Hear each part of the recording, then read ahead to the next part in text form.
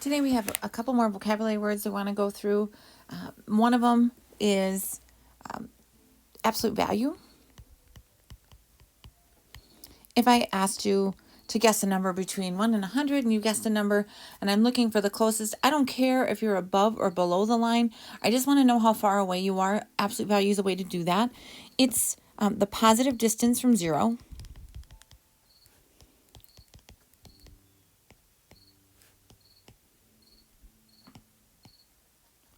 So all numbers are positive when we're done with them.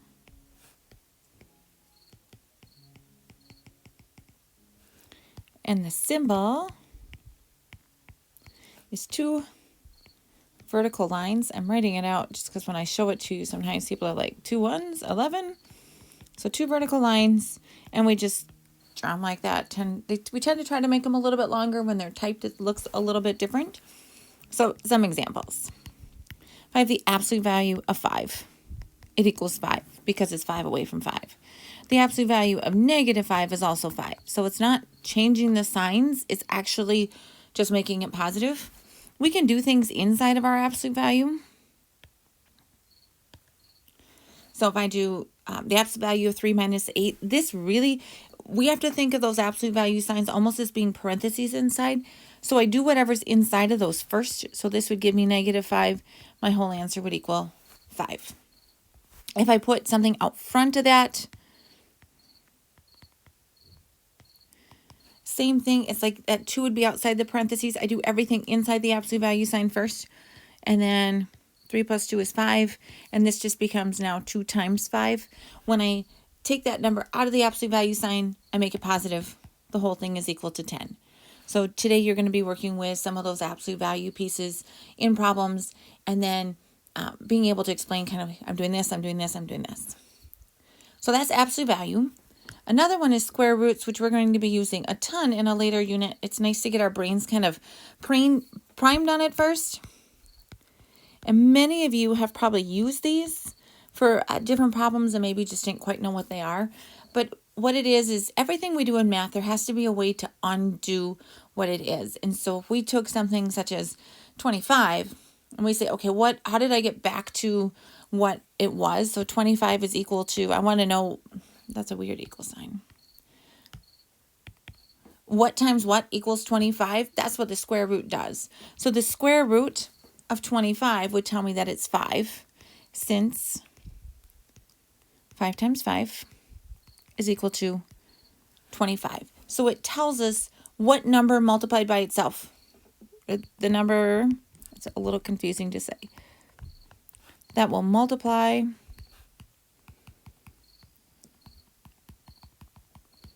by itself to, I'm going to say, get the answer. And the problem up above would be to get that 25. We can have decimals for square roots. We're not really starting with things that are decimals. You'll see numbers that hopefully that you're going to see are perfect squares. So for example, the square root of 100, I think what times what equals 100. And in this case, it's 10. Again, we're working on these now because I want your brain to be primed for later. And then when we work with it later, this isn't such a new concept because your brain has already been working on it and processing it. And your brain works even when you don't think about it, which is kind of cool. So that you can say, well, I haven't seen it before, but there's like a little memory of those little dendrites. If you remember back from that movie that we watched, that little video, those dendrites that form, and we are just trying to get those started so that later on we don't have as much work to build those and as we start working with those. And this one, you can put this into the calculator. A lot of times there's 2 things. You can find that square root key. Sometimes there's different numbers and letters in there. Play around with them. Try the square root of 25 and make sure it equals 5. Try the square root of 100. Make sure it equals 10. And that way you know that however you're typing it in it works. Otherwise, show up to a Google Meet if you need help, and I can help you with those. The last one that I want to go through is exponents. And I also want to just talk a little bit about getting those typed into the calculator because they can be a little bit trickier on some things. The Desmos calculator will have them on there. And again, I'll show you how you can get those typed into there. So the Desmos calculator is the one that's linked on our Canvas site. And an exponent, and I'm going to say like 3 to the 4th, it tells us how many times that base number, that 3, is multiplied by itself. So it tells us how many times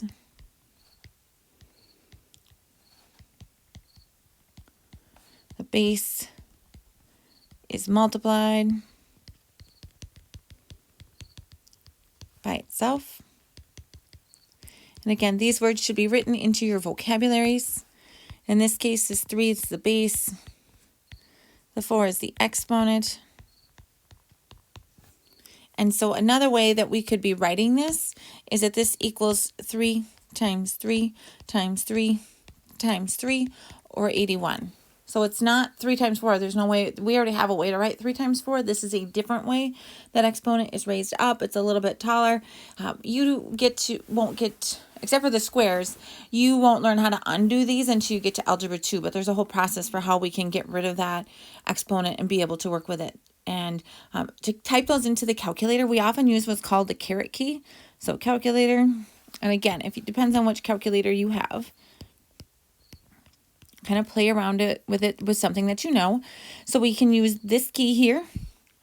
And if you're looking at it on Desmos, on your keyboard, it's above the number 6. So you'd hit Shift and 6 and you can see it on there. Sometimes they have like an X to the Y button on your calculator. And that would be another way that you are putting into those pieces. If you have the graphing calculators, you're just using that particular key, which is just above the dividing sign. Again, if you have issues showing up at a Google Meet, showing me your calculator and we can figure it out. And then, for example, typing in 3 to the 4th, making sure that you get 81 would be what you're looking for. Or if you took another number, for example, 5 to the 3rd, and you weren't sure what it was, you would just do 5 times 5 times 5. So then you knew what the answer was, which is 125. And then you have another problem that you can type in.